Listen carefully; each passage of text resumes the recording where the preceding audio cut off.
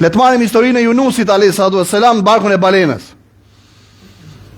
Yunusi në urdhënoi Zotit që ke filan fshat ose qytet, atje rri. Po më përgjigjen, atje rri, ky është misioni jot, ftojnë rrugë Zotit. U zemru me ta Yunusi. Hiku e braktisi fshatin. E sprovoi Allahu manushim dhe ran barkun e balenës. Të gjitha shkaqet e dynjas mbarun, kreta. Çdo thot me fa Yunusi në barkun e balenës, do të thotë që gjithë sebepet e dynjas kanë mbaru.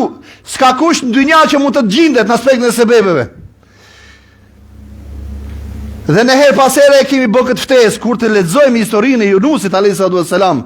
në Kur'an, pra Yunusi në barkun e balenës, kjo histori na fton që ne ta vënë veten tonë, të bëjmë një lloj empatie, ta vënë veten tonë për disa, është shumë e vështirë, për disa sekonda në vendin e Yunusit, shumë sekonda është vështirë.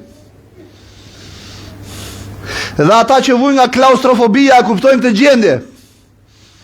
Në barkun e balenës, as kërkush, as baba, as nana, as vlla, as motër, as shok, as mik, as hasëm, as kërkush.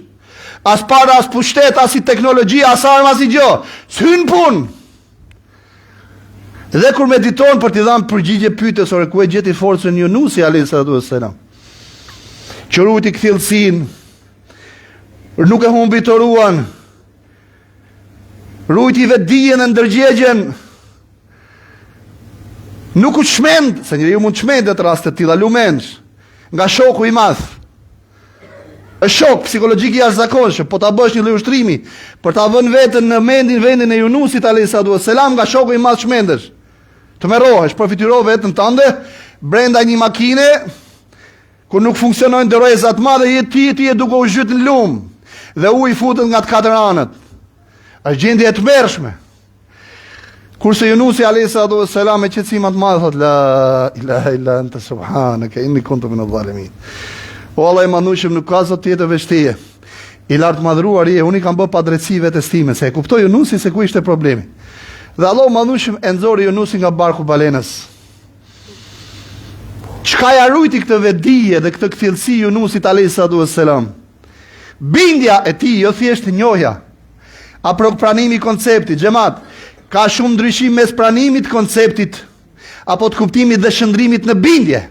Vetëm momenti kur koncepti shëndrohet në bindje, fillon me i fjalë dhe e formëson dhe e formaton jetën e njeriu, dhe kjo është sfida reale e muslimanit në aktualitet dhe gjithmonë në jetë.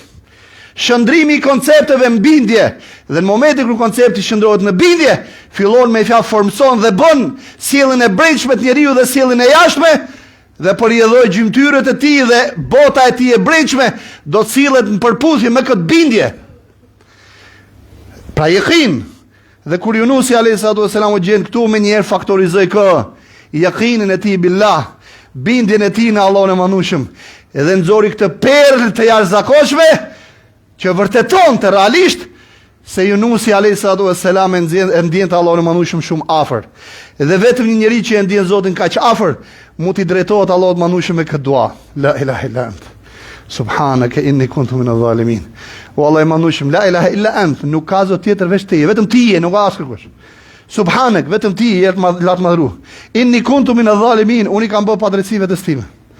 Pra dhe komunikimi është shumë afër.